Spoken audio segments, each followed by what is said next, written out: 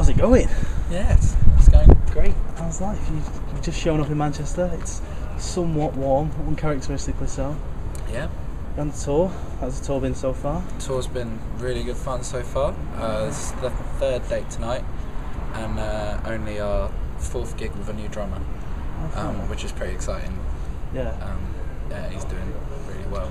So says it's been like hard to just to having like a new member of the band to like sort of get in, go straight on tour. But it's the best way, I think, like throw him right in the deep end, because it's just like straight away with the gigs, and we've had a few rehearsals, but yeah, it's just really positive to just throw yourself right in at the deep end and have a bit of fun with it and get to know him better as well, which is cool.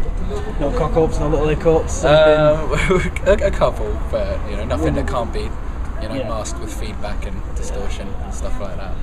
Fair enough. Do you find yourself, you released the debut album this year and sort of that's been picked up really well, really positively received in the press. I mean, what's that been like? Did you were you expecting such a really good reaction to it? Did you know that it was going to be? I wasn't sure what to expect at all, but it's really nice to have like your first sort of, I don't know, concerted effort like making a whole record be so positively received, and yeah, that was like, we were quite blown away with some of the stuff, to be honest. Like, wasn't what we were expecting at all, but it's really nice to have worked so hard on something with your best friends, and to see that people kind of identify with it a bit, that it's liked. Yeah, it's really nice. Getting rewarded for it. I mean, has that paid dividends? I mean, as stuff like this tours. I mean, it made stuff like touring and that easier because people knowing.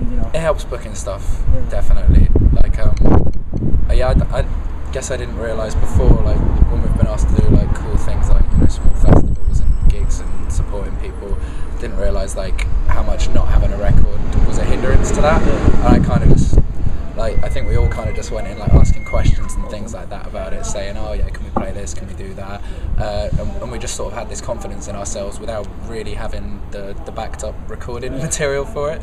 And we thought, yeah, we're a good live band, we've got songs, we should play. And then we got handed like some quite cool things, just through having only like a couple of things recorded, which is nice. But now to have the kind of weight of a full proper record behind it definitely helps booking, which is the best bit, playing live. So. It's part of Xtra Mile as well, prolific UK. I mean, that must help as well. Yeah, that's cool. They're really cool guys. Like it's funny because everybody sort of considers them like a major independent now, I think, which I think is great as well. Like fantastic roster with all Future, The Left, Crazy Arm, and stuff like that on it. It's really cool to be associated with those sort of names. But it's still like a small sort of close knit family kind of thing. Like there's only 5 or 6 of them that work on it, and everybody knows each other by name between the bands and the label. There's no like faceless sort of email. Like you always know who it is, and yeah, I like that about it. I mean, how did it come about? I mean, you sort of said. Well, originally, our manager, when we recorded our first EP and released it, just on a little label that he set up for the purposes of doing it, we took it to them to do press, because they used to be a press company, or they still have like a press wing, and they liked it and they said they'd do press for it, and then it sort of spun into doing the We Will Not Forget single, and then we're like, well, let's do a full length because we're all getting on so well. It's not a bad one. Like you say, you're in good company. Release a single. Is it next week? Yeah, I forgot about that. Yeah, Camera Phones and Choruses is called. Comes out on the 30th, I believe. And we made a video for it, an irony of which we're aware, because it criticises watching a gig through your iPhone, that kind of thing. But we made a video for it. It's supposed to be tongue-in-cheek, so hopefully people get that. I mean, bits of that video, you do see the camera phones coming in. Yeah. Was there ever a thought to just do it all, just shoot it on an iPhone? Shoot it on an iPhone. Yeah. Narwhal style in their bedroom. Yeah.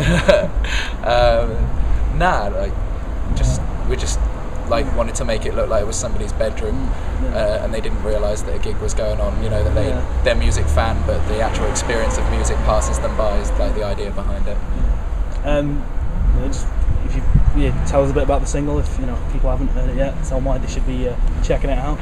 It's called Camera Phones and Choruses, and it's originally the song came about because I went to see a band called From Plan to Progress, who are now defunct, and they were a fantastic melodic punk band, like back back in the day, I used to go see them like at my local small town. And I can remember I had a new phone and I was watching them playing this gig, and I thought, oh, I'll film this on my fancy new phone. And the singer just came out like sort of into the crowd and took it off me and put it in his back pocket, and I was like a little bit sore for a while. And then I was kind of like, well, to be fair, I should probably be enjoying this like experience of the night more than I should be watching it. And so I thought, yeah. So it's a bit about, you know, making sure that you immerse yourself in the experience of something rather than just documenting it and losing the warmth and brilliance of what it is originally. And it's partly about oversubscribing to a scene and claiming to be something you're not. Yeah, fair enough. I mean, what do you think when someone pulls out a phone during one of your gigs? Then is it across your mind to like take the camera, take it? I think it's. I can't. I'm not one of them singers that doesn't hold an instrument, so I can't get down there and up in the mixer. But totally I think it's kind of ironic. Some of our friends actually get them out deliberately to make fun of us when that one comes on. Yeah, it might be, yeah, I can see that.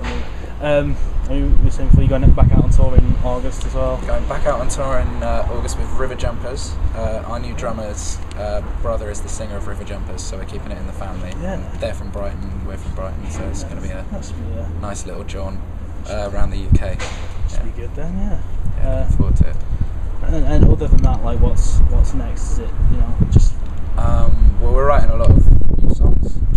Just sort of planning on demoing them because we'd like to make another record with Xtra Mile again. We want to go to Europe before the end of this year for the first time. And just gig our asses off basically, because what with, you know, having like a change in the lineup and stuff like that, I just feel like we haven't really given the record as much weight behind it as we could have with gigging around the country. So we just want to get out and do more of that because it's more fun meeting new people. So yeah, people should come and see you anyway, because it's going to be a fun fucking show. Yeah, it's going to be good. Alright, cheers for that.